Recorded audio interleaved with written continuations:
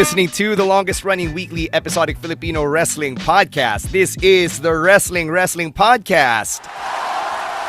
Stancy, Romoran, and Emil Nate checking in with a very special post-Dexcon episode because this is an interview we have been so excited to have. Thank you so much to our friends from Dexcon for making it possible. And thank you to our special guest for calling in not even 24 hours after that main event match against Chelsea Marie.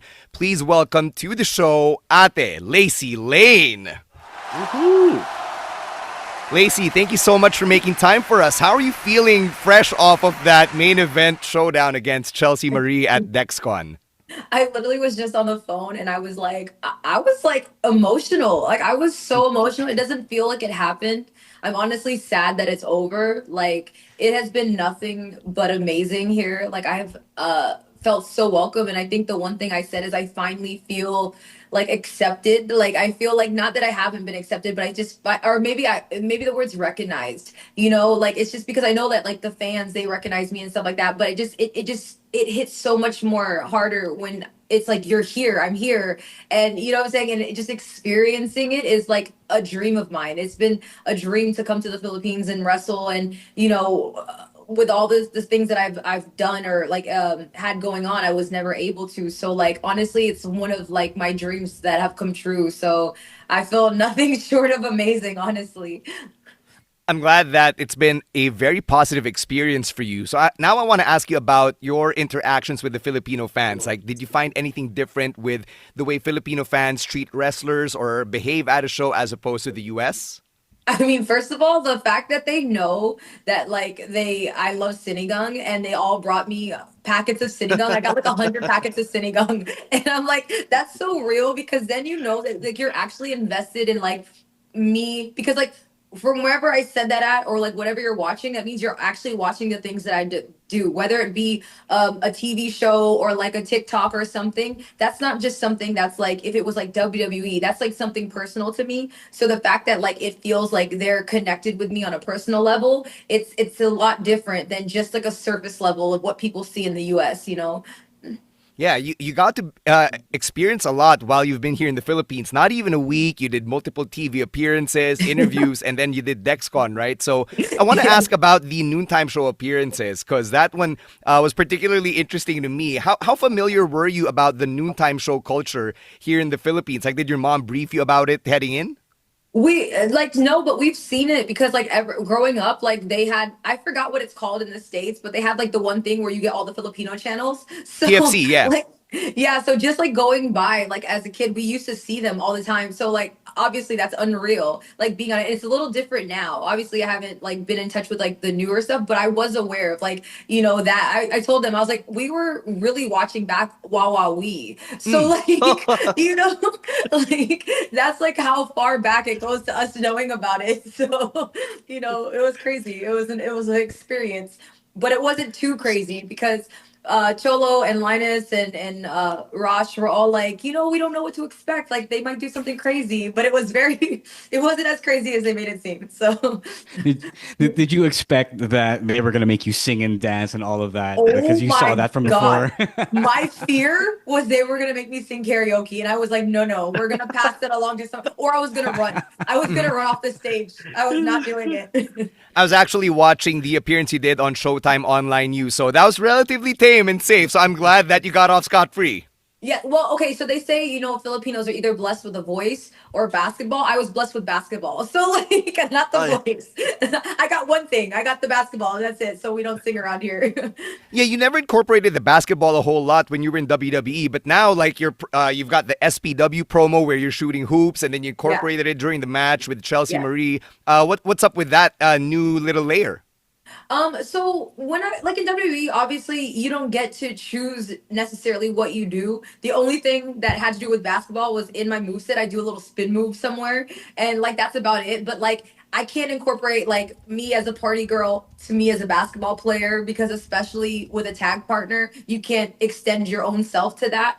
But now being independent, I have a lot more freedom to mix everything about me into my matches, into my character, or into myself personally. But also being here in the Philippines and basketball being a big thing, I wanted to go and shoot. And the thing was, that was the first time when I shot that promo that I had picked up a basketball in years. Okay. But the thing Wow. was, I was just out there shooting and I was just making everything. And I'm like looking at like Linus and Sholo, and I'm like, I'm good still. And I was Yeah, like, that's a natural gooseneck you've got.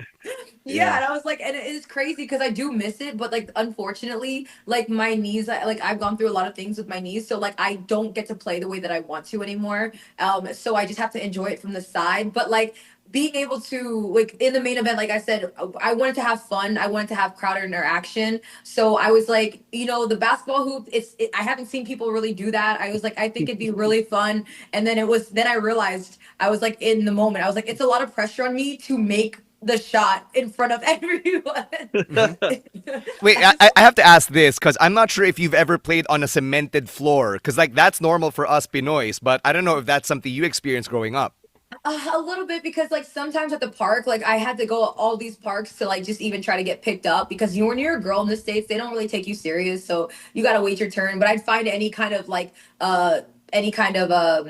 basketball court, and sometimes it would be like a cement floor. Not often because I think that would kill my knees. That Hmm. would kill my legs. Hmm. So, but yes, not something I'm used to at all. Honestly, last night you made your first shot. That was like during the first try, diba? During the first try. That's really impressive. And I think I told my friends this is that you really know someone who played competitive basketball based on their shooting form, and your shooting form is really impressive from seeing the videos. Going back to the character thing, during your time in WWE, you were in, billed as Kayden Carter. I'm interested to know what's the story behind the ring name because as always, we've heard stories from wrestlers before on how WWE determined the ring name. So I'm interested to know what's your story behind the Kaden Carter name. When I tell you I hate that name, it was like so basically in NXT, I was there for the time where they were gonna go on TV when USA acquired NXT. Hmm. And so it was half on TV, half on the network. And at the time I was upcoming, so I was still Lacey Lane. And then the writer at the time, he was like, you need to pick a name or you're not gonna be on TV. And I was like, Wow. okay. So I sent him a list from 1 to 10, and like Kayden was like down at like number 9 or 10, Oh and wow. so he ended up picking that one. He's like, I like this name down here, Kayden, and then he really wanted me to have like a basketball last name, and that's where Carter came from. Oh. Because Vince Carter's 15, and that's my basketball number is 15. Because I was throwing things out there like Rodman and like Bibby, like I was like, these are not gonna make sense. Uh-huh. And I was like, the most practical one, and it makes sense because it's my number, would be Carter. So like that's where that came from. So that's the only other thing that I can incorporate basketball into my character. Hmm. So you were already big on representing the Philippines as early as your time in WWE, but why wasn't it an option for the Mae Young Classic? Was it something you considered when you first did that tournament? No, I wanted to. I wanted to have a big old flag, but Hmm. like everything happened so fast. I kid you not. I got a phone call because like people don't know my story. I got signed to WWE like a year before I got to the Mae Young Classic. But what happened was I didn't pass medical, and then I just didn't go to WWE. So I was supposed to be a part of the first Mae Young Classic, and then I went to Mexico, did all that, whatever. So when I tell you, my last match was July 14th, and then I reported July 16th to do the Mae Young Classic, and I didn't even know. Like no one told me like, oh hey, you're gonna be going this far or like whatever. I just felt like I had no time to prepare that and like really understand like what was the situation because I did want to walk in there with my big old flag and like do everything, but it just wasn't the timing wasn't right for me, even with gear, because I had got a so I had got like it was like a sun on my gear, but we had Hmm. to get it removed because it looked really obnoxious. So they didn't do the sun right. So that's why I had the yellow. It was like the yellow gear to try to like represent it, but no one would know that there was a big sun on like my little like flap there, but it was bad. Hmm. So I wonder if like a Filipino last name, like say your mother's maiden name would have passed if you were looking for like a ring name, right? yes. Well, I did. I looked at like a lot of the meanings. I think like I know like Tala was one. Like, you know what I'm saying? There was like a lot of names that I was like looking at that were Filipino that just didn't because I had it as a first name and they were on the list. Yeah. So I have a list. If I ever go back, I'll post this list one day if I can show you the names. But it had like a lot of either Filipino first names or last names. But it just, again, I didn't really pick the first name, and then the writer wanted the other one. So that's why it didn't come to like what I wanted at that time. Ro, go ahead. Yeah, that's a really interesting story because that's the first time I've heard that the writers shot down the Filipino names, and then we find out years later we get to a point where Lee Laurel gets to have Jin Tala as her name. So, did you feel any sort of way about that? No, because it was a different time. Like, wrestling evolves so much and so many different people. The writer who wanted all that for me is no longer there. You know what I'm saying? And he was a different person than to approach the person who runs it now. Russo was the one who does it now, and like he was more open. Like I could talk to him, I could tell him stuff like about the characters. Like when we changed our character, I walked in with a whole new character, and everyone's like, "What is this?" They're like, "This is great." So it was fine. The most I got was they always announced me. I don't know if anyone ever noticed. They announced me from the Philippines. Yes. So yeah, so like that's like at least I try to fight for a lot of the things because like even if I wasn't getting those big wins that I wanted, I was still getting little wins every here and there. You know what I'm saying? And I even started shooting content trying to like to promote it. Like when Shotzi got there and Joaquin, I did a table for three, like trying Yes. Filipino Yeah. foods. You know what I'm saying? I was trying Yeah. to do a lot of things to like kind of like keep going because I was really upset when they didn't bring me to the Philippines because I was in WWE at the Yes. time when they came to the Philippines, and I was like, why? Because people who had just got there say they were in Australia, they got to go, and I was like, I don't think they really understood like my Filipino connection. And I don't blame them, but I understand how I look on the outside. And so that's not something that people would automatically assume that I was Filipino just because of how I look, which means I have to go get more like Filipino stars tatted on me, or like I have like a whole Filipino section like everywhere. There's like Filipino things everywhere. I'm like, I should just put like a star right here so like people know. But was there a concerted effort to like push towards the Filipino demographic of the WWE universe with you guys, or was it just a matter of okay, it just so happens that we have TJ Perkins, we have you, we have Shotzi, we have Joaquin, all in the same roster? I don't think so. I think it's like I said, I think we all are so proud. We talked about this, and like me, Joaquin, and Shotzi are all just so proud just to be Philams, like whatever. We all know that about each other. And I just don't think that that's like something that was like talked about enough because like look at Joaquin now. He's straight up Mexican. Like, you know what I'm saying? Like it's just kind of like you just like go where you fit in. Like, and so for me, like I want to be about culture. Like that's why you saw towards the end when I'm like really getting fed up, all my gear has the Filipino star on it. Like everyone, I don't know if that can be. Let me see. I have it right here. Like this is like my top. I have like of the Filipino star. Like Yeah, on I it, see on it. all of my Oh, gears. shit, You know what yeah. I'm saying? Which I don't think people like. Some people recognize it. The last one I had was very prominent. So I've been making sure to like try to always incorporate it. But I also say this: when I'm in a tag team, it was very difficult because my mom was like, get your Filipino star, like make the colors. And I said, Mom, I'm Filipino, Casey is not. There is no way that I can just be like, yo, Casey, wear these colors and like put a Filipino patch on here. Like it's fine. Like, like there was, like I said, there's some difficulties with it, but like I said, I always try to make it work and I always try to be vocal about it. I was always very vocal about like, that's all I had actually was just to be vocal or make my own videos at that point. I will say, and I will tell you this straight up. Every time you went out there, I would beat the drum of Pinay Pride on Tagalog commentary because we were hella proud every time you and Shotzi and Joaquin would come out there and rep all of us. So just all of those efforts. Thank you because the representation does mean so much to us. Right. And I think I was so excited because I'm almost positive I'm the first Filipina in WWE. So like hopefully I can hold that title because it means a lot and it means I can pave the way for other people. So like I love that fact that I was able to do it. And like I said, I'm strong on representation. So it's like I'm glad that like if that is the case, then I'm glad it gets to be me who gets to represent it because I feel so strongly about it. Growing up, what was your exposure like to Filipino culture other than the food? And you mentioned the TV in the background. Like how exposed were you by your mom in terms of the culture? everything, like like what is it, nights of mahjong, like Mhm. we have to go and like everyone stays up all night to do mahjong. Like we go to like all the Filipino fests, so we go to all of our Filipino friends families houses, like there, to me that's why it's so important, because looking at me again, people don't realize that that's all I grew up on is the Filipino culture. Like my mom instilling, I know growing up, like she just didn't want like me to have tattoos, she didn't want me to have piercings, like she didn't want all that. So like the traditional Filipino standard, I think, is like what was instilled in our head. And for me, like I said, that's all I was ever exposed to, minus her not teaching me Tagalog. And I don't understand that one, because oh yeah, I do Oh. realize she spoke Visaya, I think, and so she learned Tagalog when she came to the States. So I feel like that's why she didn't teach me Tagalog, because that's what she was saying. It's just she didn't even know Tagalog when she got here. So, but yes, but that's I think everything that represents us, we were just exposed to that more than anything else.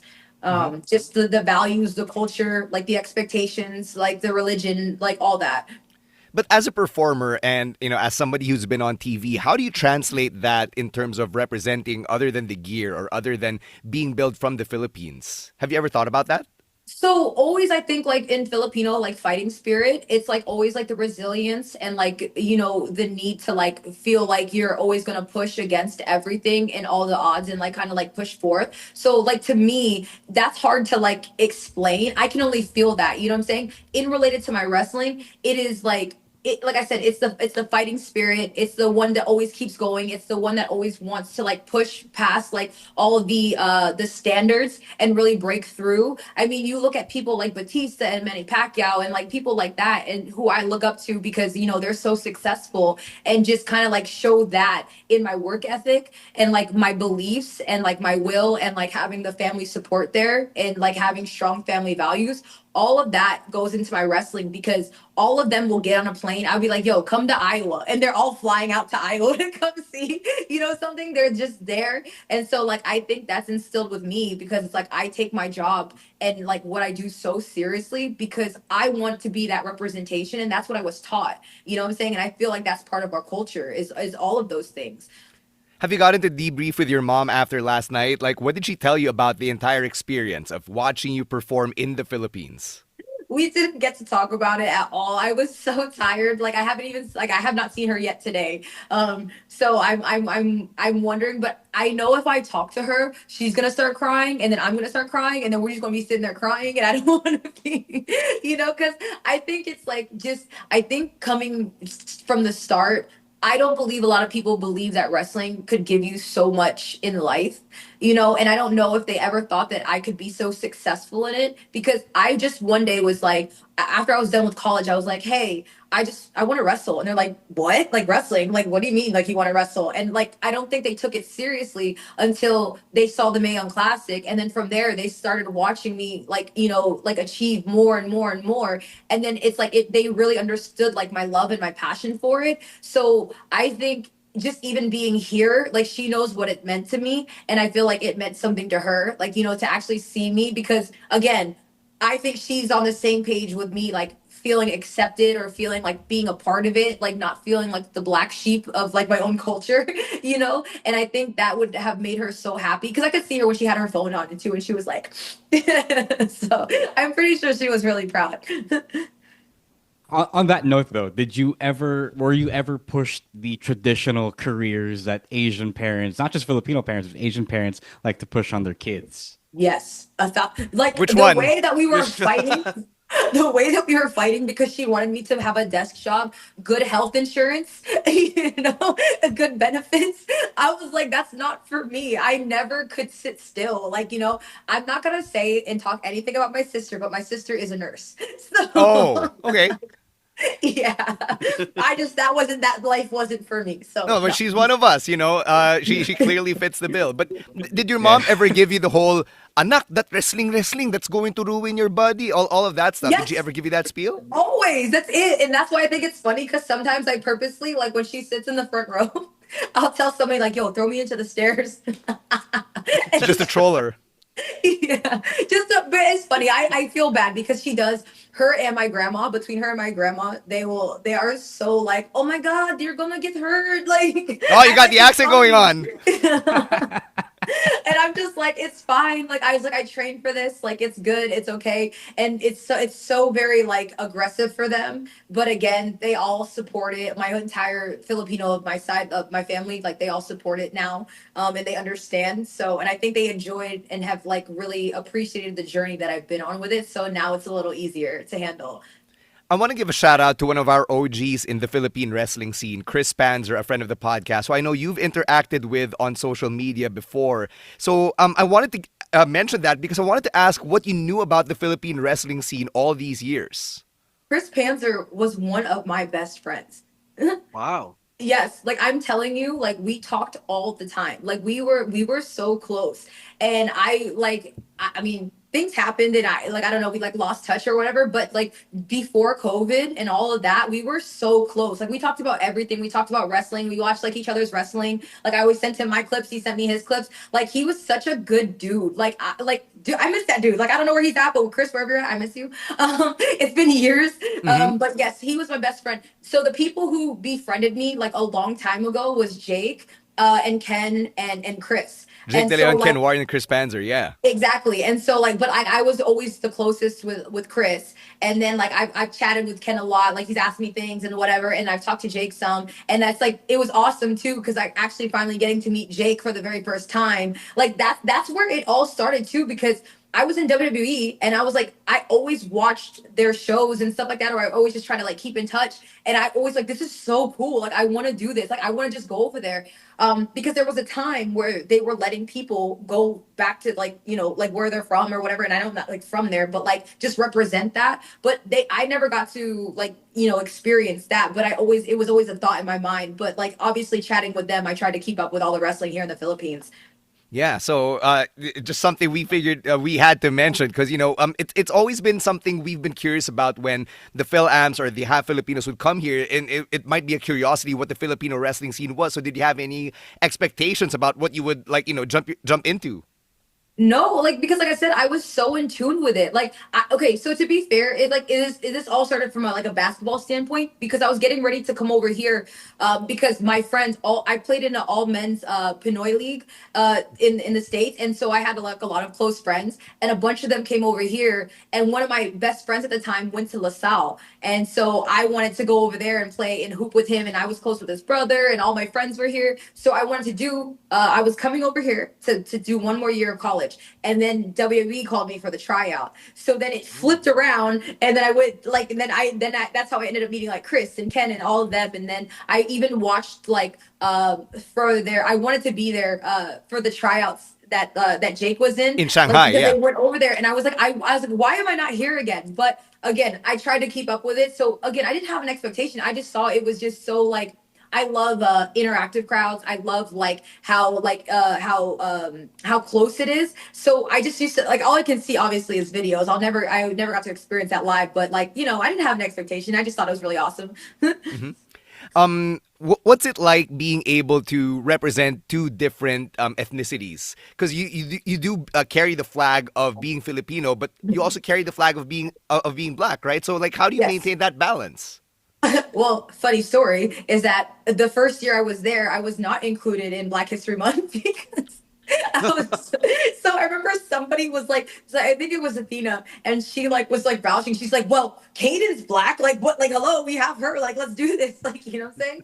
And it's like it's awesome because I remember Bianca, she wanted to do like a photo shoot and it was like all like different like different colors of our ethnicity and like just like Mia's like half she's Blasian as well and like some people are like not full whatever, we're all just different colors, but she brought us together and it was like the first time that I was like, man, this is really awesome. It's great to like learn about it, and then after that I just was being included in there. So it's like I don't deny anything. I feel like people think that like I don't like represent my Jamaican side, side, but I do. I'm proud of my dad. I'm proud of where he came from, but I didn't grow up. Even my cousins, all the cousins I know are my Filipino cousins. Like I barely didn't like speak to my Jamaican side. Like I know my uncles, I know like some of my cousins and whatever, but I didn't grow up eating Jamaican food. I didn't go to Jamaica. I didn't like that wasn't talked about. Like my it's not like my dad was, speaking about that. Like I said, I love where he's from. I love representing that and I always say that. So in my bio it's always both, you know.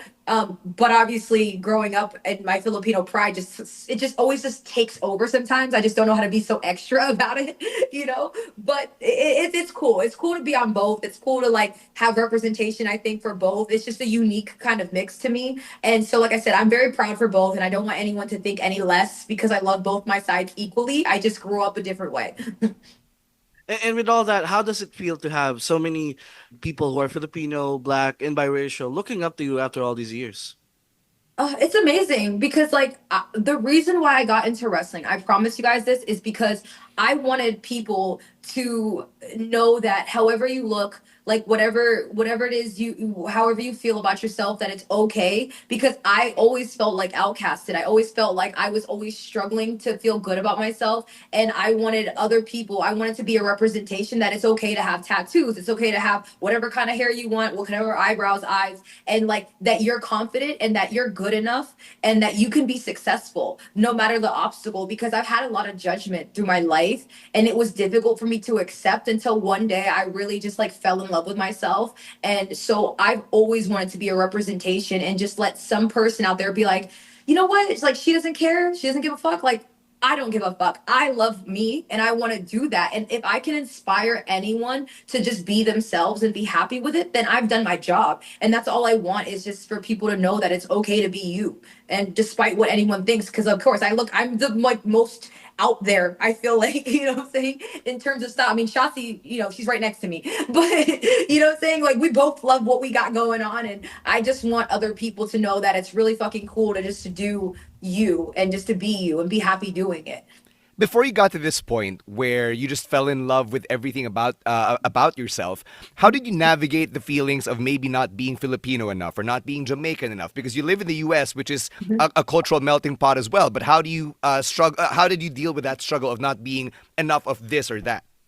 Well, I think it's because like I knew like that like you can't tell me if you stand next to my mom that I'm not Filipino. Like, you know what I'm saying? Like that was like the first thing because it was always like I think people when you have like a Philam, I feel like people don't feel like you're Filipino. Like that's just how I feel. That's how I feel the judgment is. And I think we all, like me, Shotzi, and Joaquin talked about that was like I think sometimes that we're over like proud now is because so many people early on were thinking like Philam isn't Filipino, but I'm like, yes, it is. We're just here in America. Like it's not like it's the same. We like anything that anyone has said, like in the Philippines, they're like surprised when I say it, and I'm like, okay, well, it's the same thing. We're the same culture, obviously.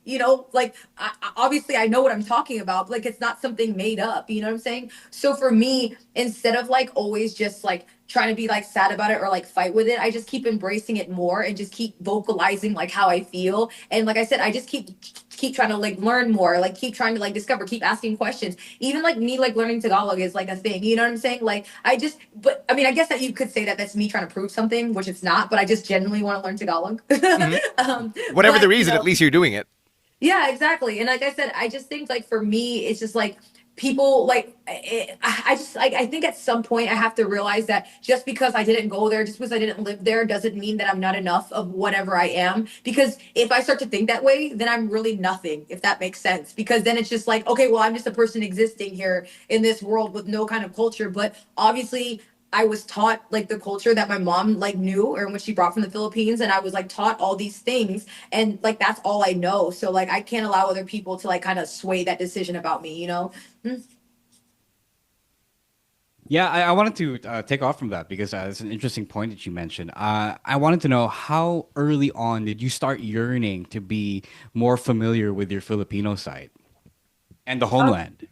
I think it's when it just sounds so bad, but it's like growing up where I grew up, it's like it was so much I want to say like racism. I feel like that because it really was like because some comments that people made just kind of like, felt that way. And it was just like I knew that like I'm not saying that it's because like people were like, oh, you're black, we can't do this and that, and I felt some type of way, so I ran away from that. It was never like that. It was just like the more people and the more things that I did and the more out there I became and the more that I saw was the more that I like started to like really be more vocal about that. Like, so I never saw color, I never saw race, I never saw anything until people started pointing it out, and I'm like, what is going on here? Like, I swear on my life, I never saw like I never saw a person as a color. I just saw people as people. And then as I was growing up and I started getting into more situations where I saw people like really judging about colors and like in race and all this other stuff, and I'm just like, damn. And then that's when I started like learning about it. Like, we learned that, like,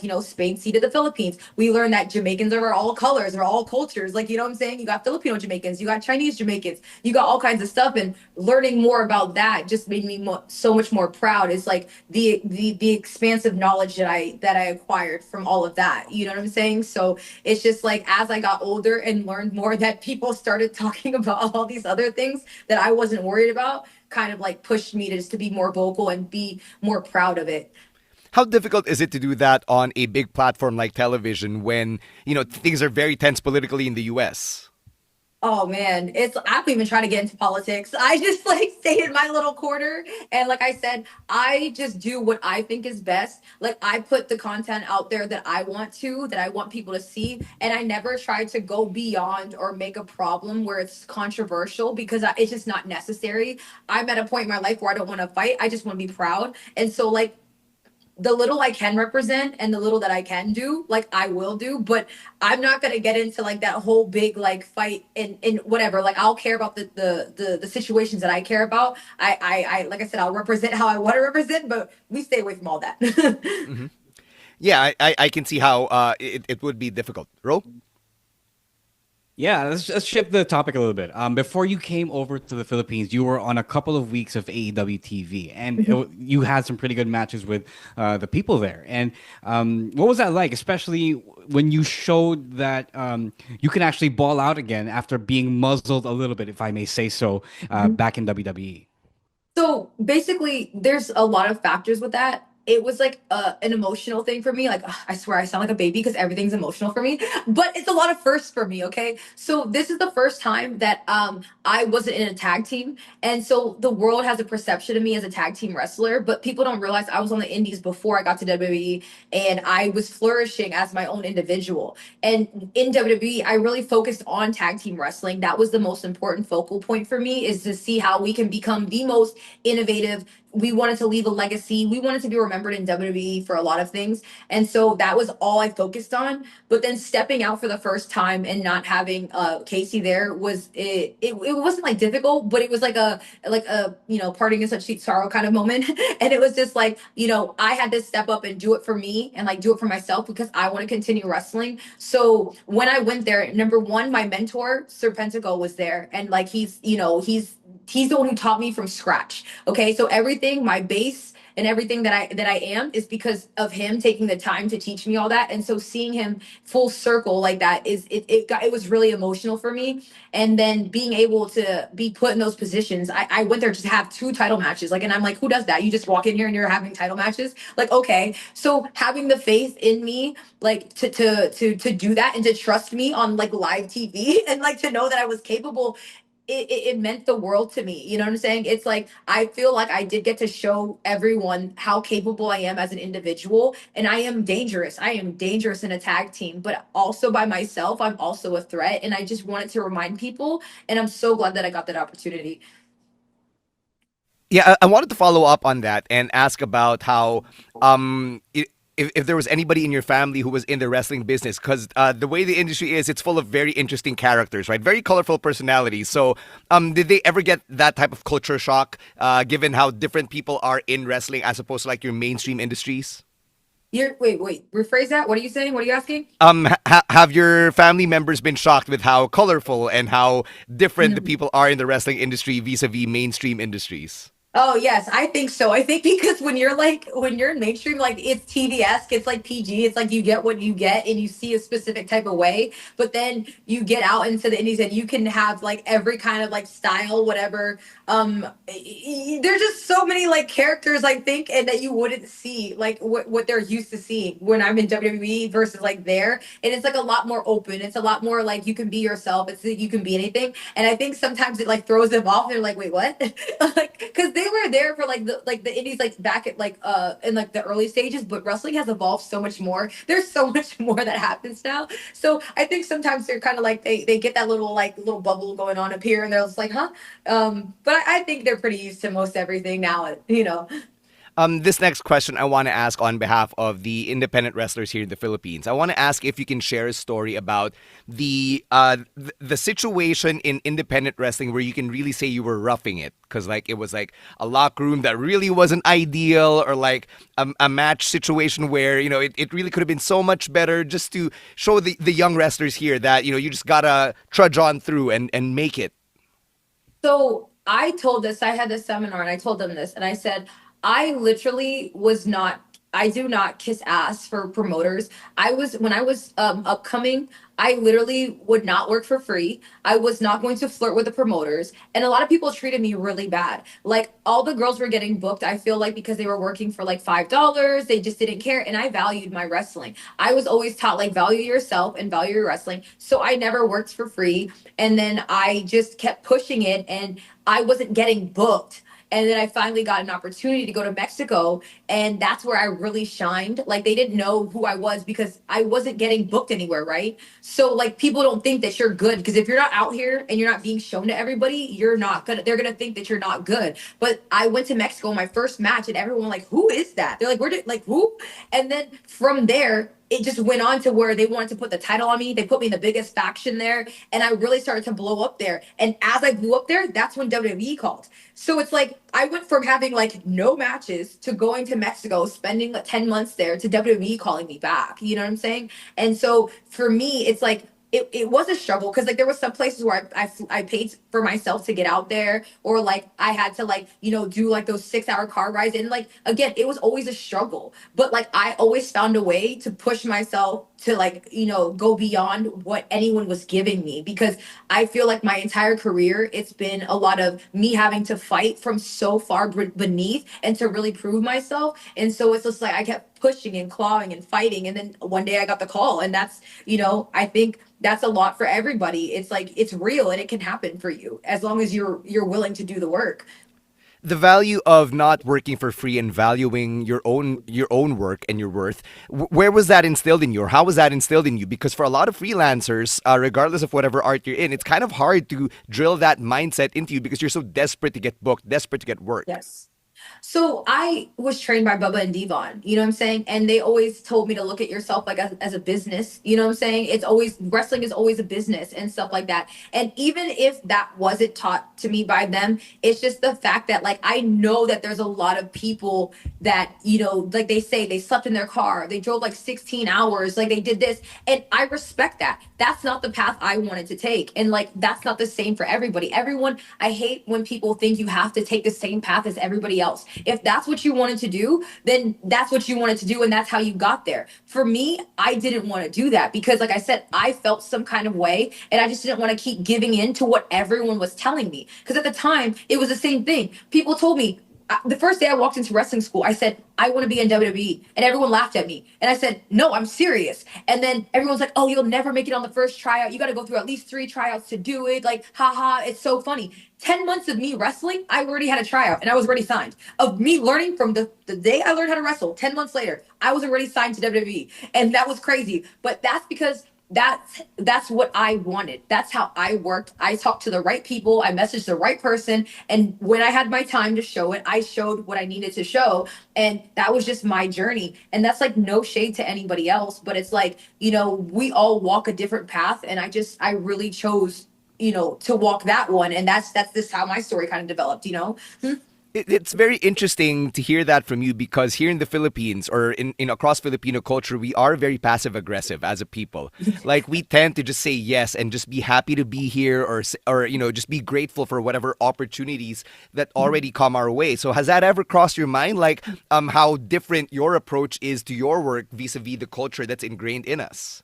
Yes, because if you're always just happy to be here, you're gonna settle for whatever they give you. And if you, and that's how I feel. Again, that's my aggression to that. It's like that. I just don't. I always believed that I was meant to do something so much more. Like that's my own personal thought. That's my own personal dream. That's my own personal opinion. And so for me, I always wanted to keep fighting. And like I get it. Like some people, if you make it somewhere, you're just happy because you did that. If you get signed to Japan, you're like, oh, I'm just happy to be here. If you get signed to WWE, you're like, I'm happy to be here. But if you truly love wrestling, if you truly want to be somebody, you'll never be satisfied. You're gonna want to keep working. You're gonna want to keep pushing. You're gonna want to make sacrifices to do those things.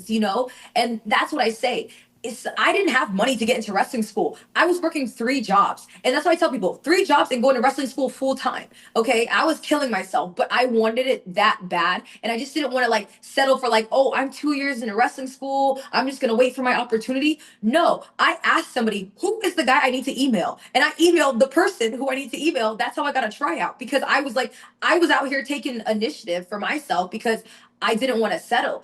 And that's what I try to express to people. Sometimes you have to take a chance, you have to risk it all because you'll never know. If you stay here and if you're like happy, you're like, yes, like I'll be here, I'll do this. How do you know what level that you can push yourself to, or like who you can reach out to get to where you want to be? And it's just like all about life is about taking risks. If you fail, at least you tried. But if you don't try, you'll never know what could have happened for you. And that's just like my mentality to that. I really love that. I think it's a very grounded and real approach to shooting for the stars and if and achieving your dreams. I want to pivot back to the Dexcon weekend that was and ask if you could share the story of how this weekend came together. Like I know you're going on a Southeast Asian side quest, but was the Philippines the first stop from the very beginning? How did it happen? Oh no, yes, the Filipinos is definitely the first. When they reached out to me, I was so excited, and I feel like my manager like there was some like kind of like miscommunication because I didn't hear from them, and I was like, oh no, I'm not gonna be able to go there. And then I ended up reaching out to Jake, and I was like, Jake, I was like, hey, I was like, what happened?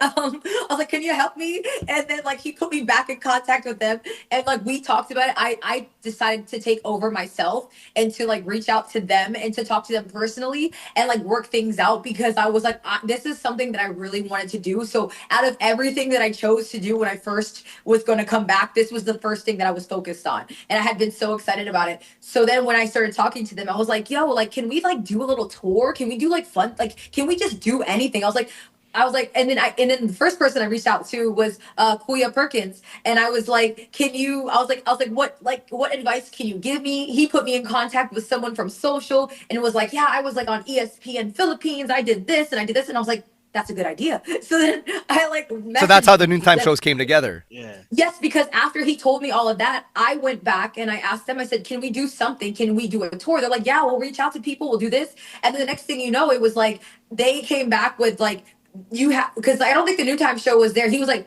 Ross was like, oh, I'll try eat bulga first. And then all of a sudden Showtime came, but Yeah. then someone reached out to my other management team, was like, oh, let's do the photo shoot for the Metro edit. And then they were like, oh, then the last minute was like, Eat Bulaga was here. And I was like, okay, like we got everything now. So like it was great because like, Alexis in Singapore helped with that too.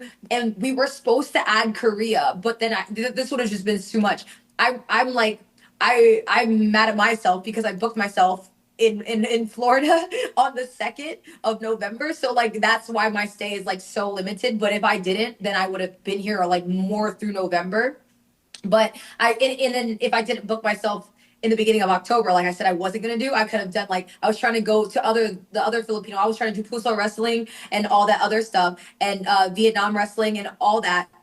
So yeah, it spiraled into this whole wild weekend, which was amazing. Like I loved it. And like Rosh was like, see, we're gonna have fun this tour. And I was like, yes, this is what I wanted. I wanted to explore everything. I wanted to put my face out there.